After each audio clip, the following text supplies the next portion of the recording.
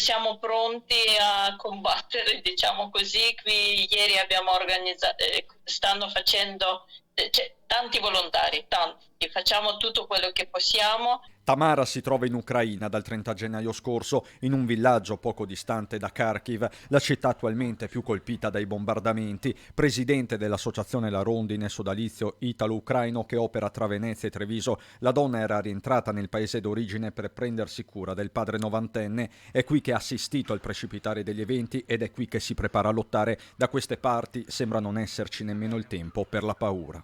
Facciamo migliaia e migliaia Molotov. Ah, quindi state preparando le Molotov come a Kiev. Perché anche noi come gente civile sì, dobbiamo proteggersi. Protezione che passa anche attraverso l'allestimento di bunker. Noi abbiamo questo scantinato proprio sotto il mio appartamento.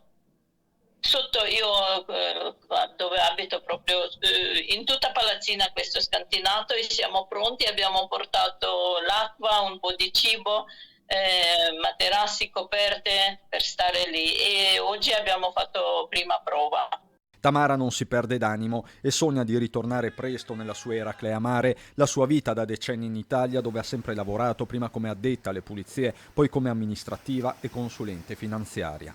Questo mi manca perché ogni mattina uscivo al mare per camminare. Va bene, torno e ricomincio. Tutti questi chilometri devo recuperare. Intanto dal cuore dell'Ucraina con la sua associazione sta coordinando l'arrivo di viveri, punti raccolta sono stati allestiti da Venezia a Conegliano. E sta partendo un tir di 24 tonnellate. Questi 24 tonnellate abbiamo raccolto in un giorno e mezzo. La macchina della solidarietà in moto, Tamara lo dice con gratitudine guardando all'Europa e all'Italia, ma forse tutto questo stavolta non basta. Oggi, terza guerra mondiale, dove si combattono due paesi, Russia contro tutto il mondo e Ucraina per tutto il mondo. E quello altro mondo deve svegliarsi, cavolo. Io capisco tutto, tutti i movimenti diplomatici, tutto lento, tutto lungo. Ragazzi, non c'è niente da scherzare perché il nemico già ha bussato a mia porta e alla tua porta. Non ci tiriamo indietro. Stiamo qui.